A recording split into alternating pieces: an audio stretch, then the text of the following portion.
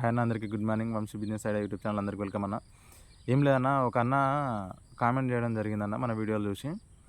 అయితే ఏమంటున్నంట అన్న, తమ్ముడు నువ్వు చెప్పే బిజినెస్లు మంచిగా ఉన్నాయి, కాకపోతే కాంపిటీషన్ ఎక్కువ ఉన్నది. ప్లస్ నువ్వు లక్షలు లక్షలు వేలు వేలు కోట్లు కోట్లు అని చెప్తున్నావు వీడియోలలో. అది సాధ్యమేనా తమ్ముడు? అసలుకి అవుతుందా తమ్ముడు అని చెప్పేసి అన్న అంటుండు. ఇక అన్ని కోట్లు కోట్లు సంపాదించుకుంటే మంచిగా ఉంటుంది, కానీ అది సాధ్యమవుతుందో కాదో తమ్ముడు.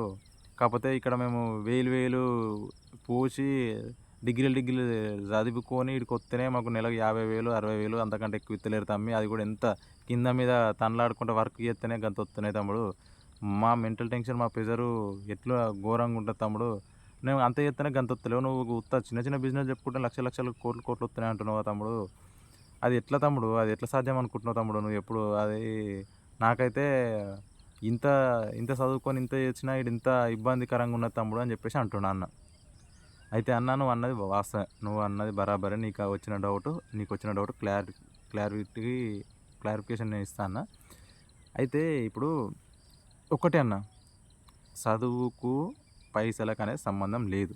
ఒక్కటి, నిన్ను ఇప్పుడు అసలుకి చదువుకోమన్నది, నిన్ను అసలు చదువు డబ్బు కోసం చదువుకోమన్నది చెప్పిన వాళ్ళ చెప్పడమే నీకు తప్పు. నీకు చదువుకుంటే డబ్బులు వస్తాయని చెప్పినోళ్ళు అది నీకు తప్పు చెప్పిండు. ఒకటి ఏంటంటే, మళ్ళీ మన భారతదేశం ఎడ్యుకేషన్ సిస్టమ్ అనేది 100%కు 80% మంచిగా ఉన్నది. 20% ఒక స్టేజ్ దాటిన తర్వాత నిన్ను అంటే నువ్వు పోయే రూటును ఖచ్చితంగా తప్పుదోవ పట్టిస్తుంది. అది కొంతమంది టాలెంట్ పర్సన్లు. ఎందుకంటే ఇంకో వే ఆఫ్లో పోతే ఎదిగిపోతావు, ఇంకో వే ఆఫ్లో పోతే నువ్వు అక్కడనే ఉండిపోతావు, అక్కడనే జీతం చేస్తావు, అక్కడనే గవర్నమెంట్ జాబ్ అనుకుంటే అక్కడనే ఉంటావు. అయితే వాళ్ళకి కావాల్సింది అదే, నువ్వు ముందుకు పోకుండా, అంటే నువ్వు ఒక్కనే కాదు, భారతదేశంలో ఉన్న యువత మొత్తం ఇది మంచిగా ఆలోచించింది అన్న మైండ్ పెట్టి. ఇప్పుడు నేను చెప్పే మాటలు నేను బాగా సెర్చ్ చేసి మరి తెలుసుకొని మరి మాట్లాడుతున్నా. ఇప్పుడు ఒకటే అన్న, నీకు పైసలు కావాలనుకున్నప్పుడు 100 విధాలుగా సంపాదించుకునే అవకాశం ఉన్నది. నీకు దీంట్లో చదువుతో సంబంధం లేదు. నువ్వు చదువుతో సంపాదించాలనుకుంటే కొద్ది సంవత్సరాలు పడుతుంది. ప్లస్ నువ్వు అనుకున్న సంపాదన మాత్రం నువ్వు చదువుతోని రానే రాదు. సంపాదించేట్లా 3 మార్గాలు ఉంటాయన్న. ఒకటి, మంచిగా బతకాలి, గౌరవంగా సంపాదించాలనేది ఒకటి ఉంటుంది.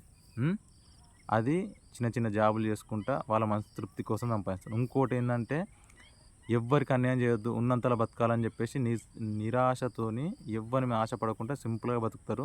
అది మంచి లైఫ్ అందరికంటే. ఇంకొకటి ఏంటంటే, నాకు పైసా కావాలి, పైసా సంపాదించాలి, మంచిగా లైఫ్ మొత్తం జిందగీ మొత్తం మంచిగా హ్యాపీగా లైఫ్ లీడ్ చేయాలనుకుంటే ఒకళ్ళు ఉంటారు. అది బిజినెస్ మ్యాన్స్. ఇప్పుడు నీకు పైసలు కావాలనుకున్నప్పుడు నీ చదువు ఏం పని చేయది.